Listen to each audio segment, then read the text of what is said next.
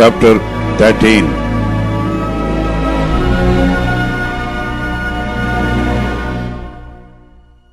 And it came to pass after this, that Absalom, the son of David, had a fair sister, whose name was Tamar. And Amnon, the son of David, loved her. And Amnon was so vexed that he fell sick for his sister Tamar. But she was a virgin, and Amnon thought it hard for him to do anything to her. But Amnon had a friend whose name was Jonadab, the son of Shimeiah, David's brother. And Jonadab was a very subtle man. And he said unto him, Why art thou, being the king's son, lean from day to day?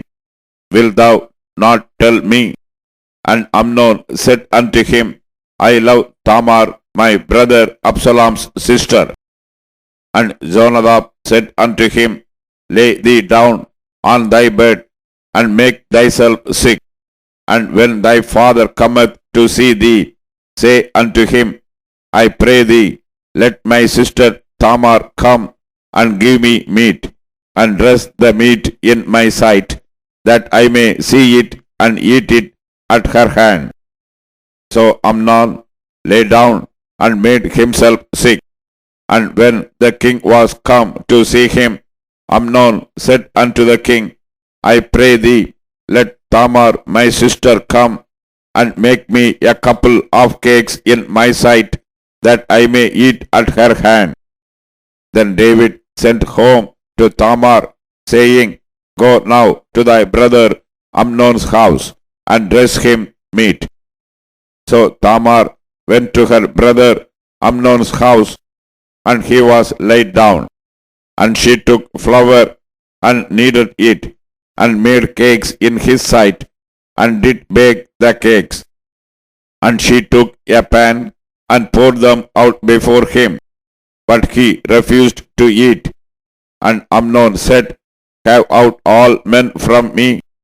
And they went out every man from him. And Amnon said unto Tamar, Bring the meat into the chamber, that I may eat of thine hand. And Tamar took the cakes which she had made, and brought them into the chamber to Amnon her brother.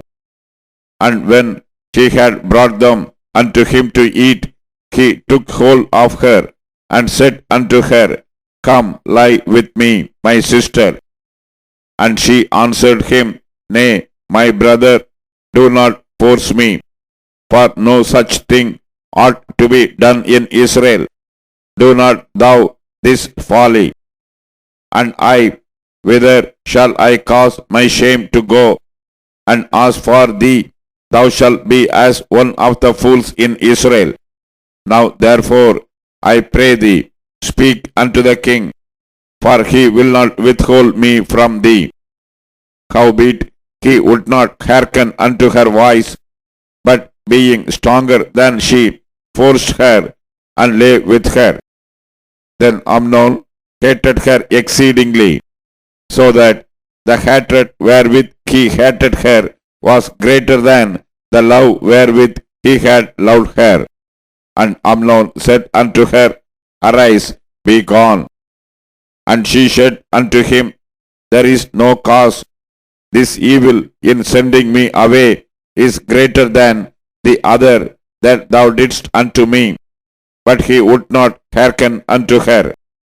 Then he called his servant that ministered unto him, and said, Put now this woman out from me, and bolt the door after her. And she had a garment of divers colors upon her, for with such robes were the king's daughters that were virgins apparelled. Then his servant brought her out, and bolted the door after her. And Tamar put ashes on her head, and rent her garment of divers colors that was on her, and laid her hand on her head, and went on crying. And Absalom, her brother, said unto her, Hath Amnon thy brother been with thee? But hold now thy peace, my sister, he is thy brother. Regard not this thing. So Tamar remained desolate in her brother Absalom's house. But when King David heard of all these things, he was very wroth. And Absalom spake unto his brother Amnon neither good nor bad. For Absalom hated Amnon because he had forced his sister Tamar. And it came to pass after 2 full years that Absalom had sheep shearers in Bahal Atzor, which is beside Ephraim. And Absalom invited all the king's sons. And Absalom came to the king and said, Behold, now thy servant hath sheep shearers. Let the king, I beseech thee, and his servants go with thy servant. And the king said to Absalom, Nay, my son, let us not all now go, lest we be chargeable unto thee. And he pressed him. Howbeit he would not go, but blessed him. Then said Absalom, If not, I pray thee, let my brother Amnon go with us. And the king said unto him, Why should he go with thee? But Absalom pressed him that he let Amnon and all the king's sons go with him. Now Absalom had commanded his servants, saying, Mark ye now, when Amnon's heart is merry with wine, and when I say unto you, Smite Amnon, then kill him, fear not. Have not I commanded you, Be courageous and be valiant? And the servants of Absalom did unto Amnon as Absalom had commanded. Then all the king's sons arose, and every man get him up upon his mule and fled. And it came to pass, while they were in the way, that tidings came to David, saying, Absalom hath slain all the king's sons, and there is not one of them left. Then the king arose and tare his garments and lay on the earth, and all his servants stood by with their clothes rent.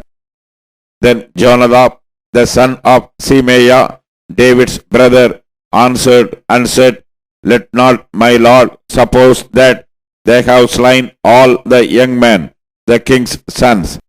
For Amnon only is dead. For by the appointment of Absalom, this hath been determined from that day he forced his sister Tamar. Now therefore let not my lord the king take the thing to his heart to think that all the king's sons are dead, for Amnon only is dead. But Absalom fled, and the young man that kept the watch lifted up his eyes and looked, and behold, there came much people by the way of the hillside behind him. And Jonadab said unto the king, Behold, the king's sons come. As the servant said, so it is. And it came to pass, as soon as he had made an end of speaking, that, behold, the king's sons came, and lifted up their voice and wept. And the king also and all his servants wept very sore. But Absalom fled and went to Talmai, the son of Ammihud, king of Geshur. And David mourned for his son every day. So Absalom fled and went to Geshur and was there 3 years.